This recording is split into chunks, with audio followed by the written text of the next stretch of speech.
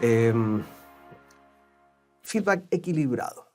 ¿A qué se refiere esto? Con información acerca de los aspectos positivos y negativos. Y para esto, dependiendo el momento, porque todos los feedbacks, ya sea los feedback inmediatos cuando retroalimentan un procedimiento, o ya sea el feedback de mediana de rotación, de mediado de rotación, cuando vamos a retroalimentar todo el primer mes, por ejemplo, todos deben ser equilibrados, pero hay ciertos modelos que uno puede ir adoptando dependiendo el tipo de feedback.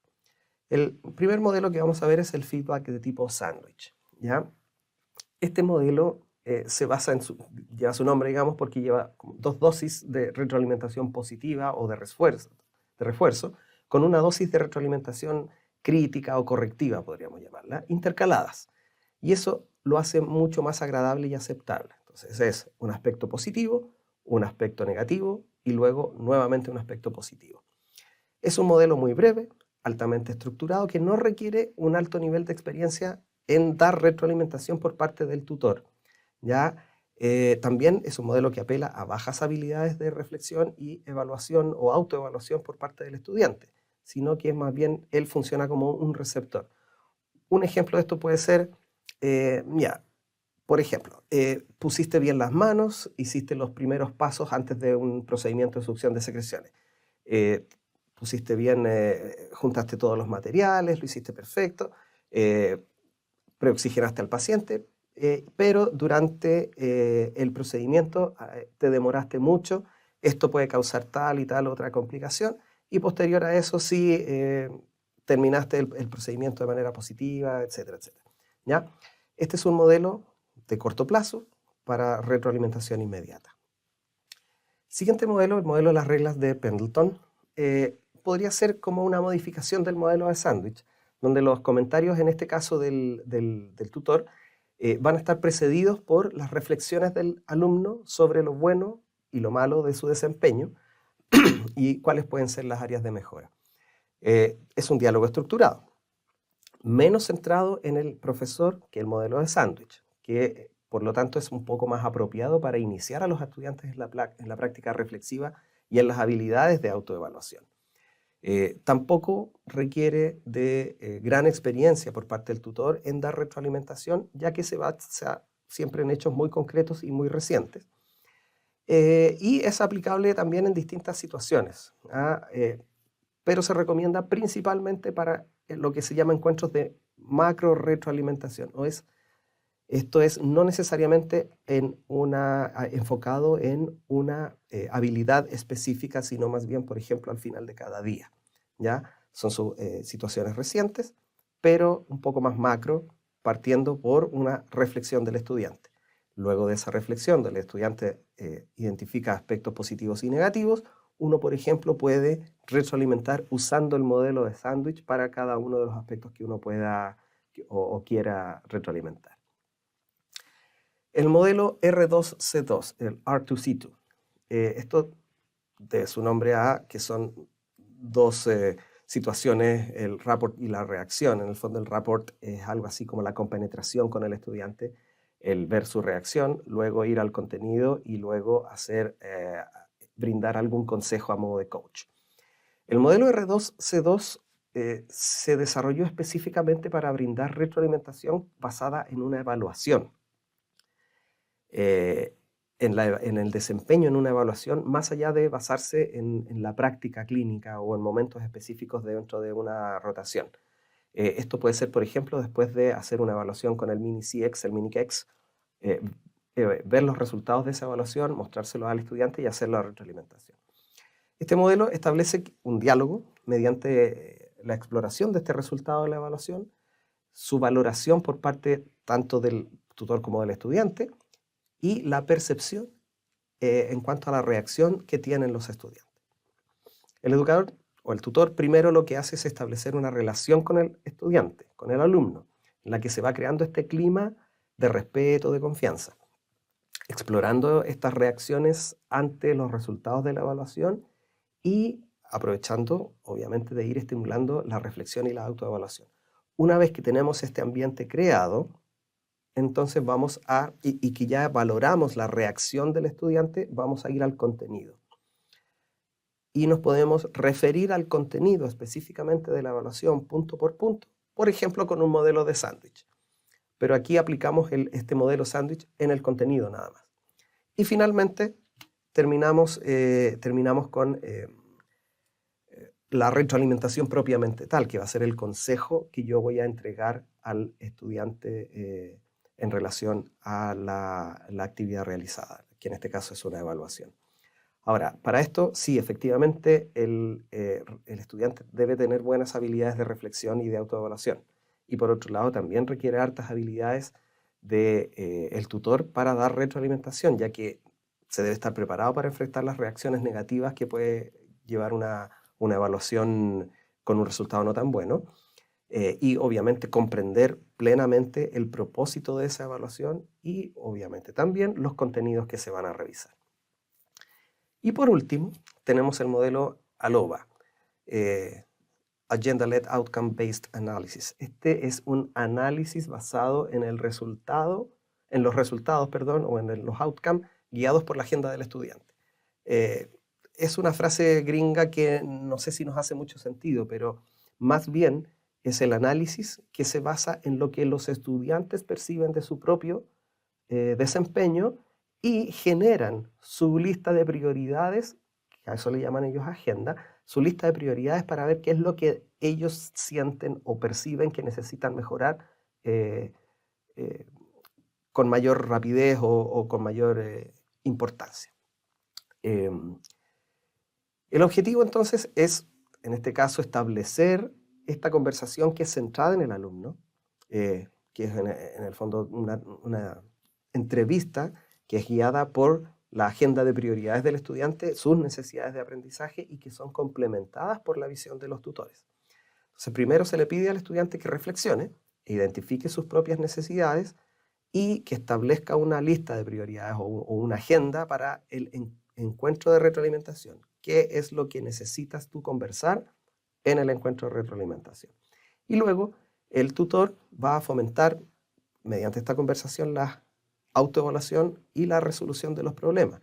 Hay que reforzar ahí también, eso que dice ahí, los vínculos de teoría y práctica, y proporcionar la retroalimentación equilibrada, que, de nuevo, podemos utilizar los modelos más básicos para ir refiriéndonos a temas específicos.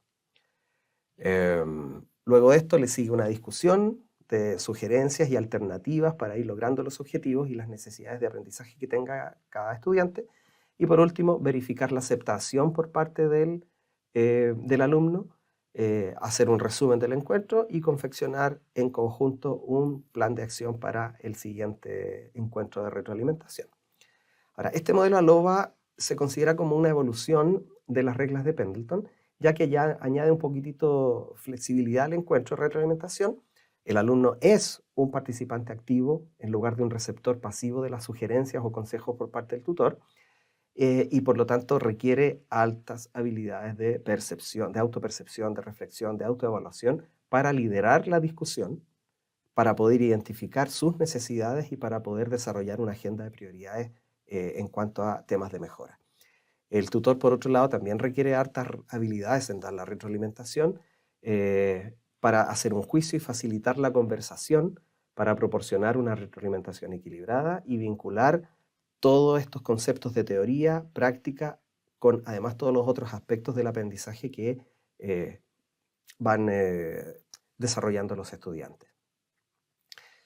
Entonces, bueno, estos modelos de retroalimentación tienen puntos fuertes y puntos más débiles, representan ciertos marcos prácticos que los tutores clínicos pueden adoptar, pero también adaptar a sus propios estilos.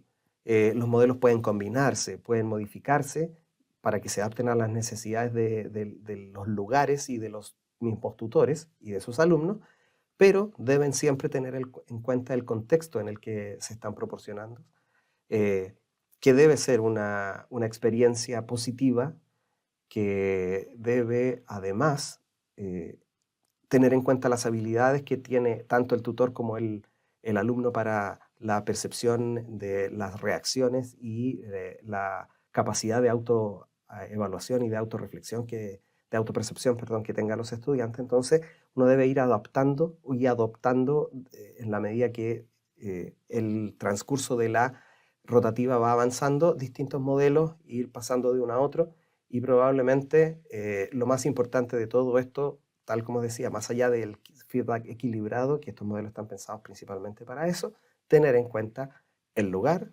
el momento, la situación y el entorno, y por otro lado también las características de esta retroalimentación. Aquí hay algunos ejemplos de feedback ambiguos versus feedback constructivo. Esto está tomado de material del diploma de docencia clínica del doctor Jorge Tricio y el doctor César Orsini. Por ejemplo, al principio tu lenguaje corporal no fue bueno. Es un feedback que es crítico y que está centrado en la persona. Entonces, pero no se basa necesariamente en una observación directa. Algo más, mucho más constructivo y más específico es, al principio, por ejemplo, cuando el paciente comenzó a contar su historia, tú estabas mirando la ficha en la pantalla del computador. Entonces, ahí uno está haciendo referencia a un comportamiento específico y no a un juicio de algo. Tu lenguaje corporal no fue bueno. ¿Cuándo es bueno? ¿Qué debía haber hecho o qué no debía haber hecho? Esto fue lo que pasó. Eso es más detallado. No fuiste muy empático. Eso es demasiado inespecífico. No reconociste entonces, no reconociste los problemas con los que el paciente tiene que lidiar, con la que la paciente, perdón, tiene que lidiar además con la enfermedad de su esposo. Eso es un tema súper importante. Fuiste muy brusco, y ahí apela a un tema de personalidad. ¿Por qué fuiste muy brusco? Porque interrumpías mucho, por ejemplo. Dar puntos específicos, eso es lo que uno tiene que ver, basados en la observación directa. Mira, sería mejor si lo hicieras de esta manera. ¿Ya? Eso suena mucho como consejo, pero en la medida que yo necesito apelar a las habilidades reflexivas, puedo dar alternativas. Generar alternativas es un feedback mejor dado. ¿Has pensado intentar esto de esta manera o de esta otra manera? Cuando hay alguna dificultad específica por parte de un estudiante, el suponer cosas en relación a esa dificultad tampoco es adecuado.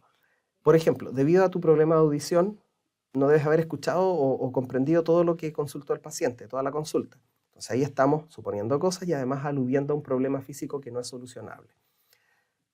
Un tema distinto sería, ya nos has comentado acerca de tu problema de audición. ¿Hubo algún momento en que pensaste que estaba afectando la consulta del paciente? Entonces le trasladamos, en el fondo, la duda, nuestra duda o nuestra percepción se la trasladamos a él para que, en el caso de que efectivamente no comprendió toda la consulta, él reconozca. Entonces, es una postura mucho más de apoyo. Posiblemente, entonces, estamos dando la posibilidad de adaptar algo para cambiar luego el comportamiento. ¿No te diste cuenta que el paciente estaba molesto? Ya estamos criticando, centrándonos nuevamente en la persona. Algo distinto sería, en tal momento el paciente estaba mirando hacia abajo y parecía molesto. Sin embargo, tú continuaste haciéndole preguntas directas sobre sus hábitos y él nunca volvió a mencionar el problema que lo estaba quejando en este momento. ¿Notaste eso? Eso es algo muy específico y muy descriptivo. O por otro lado, cuando uno dice, oye, lo hiciste súper bien, es súper inespecífico. Al principio hiciste una pregunta abierta, luego permitiste que el paciente contara su historia, luego dejaste silencios para que siguiera con sus propias palabras, etcétera, etcétera. Eso está bien hecho por esto, por esto. Eso es específico, es muy descriptivo y es muy bien recibido por los estudiantes. Bien, quedamos hasta aquí entonces con esta sesión. Muy importante a modo de resumen es que se queden con la idea de que el feedback es una medida muy importante para los estudiantes, donde les va a permitir reconocer su desempeño y sobre todo les va a dar la posibilidad de mejorar, que tiene que ser dado en un ambiente seguro, cálido, de confianza, cordial, que tiene que ser dado de manera oportuna y que idealmente debería ser planificado, debería tener objetivos claros, debería cerrarse con algún tipo de resumen y planificación de la sesión siguiente de retroalimentación e idealmente también debería ser documentado de alguna manera para poder llevar registro de esto. Les agradezco mucho su atención, muchísimas gracias a todos y bueno, adelante y éxito con el curso.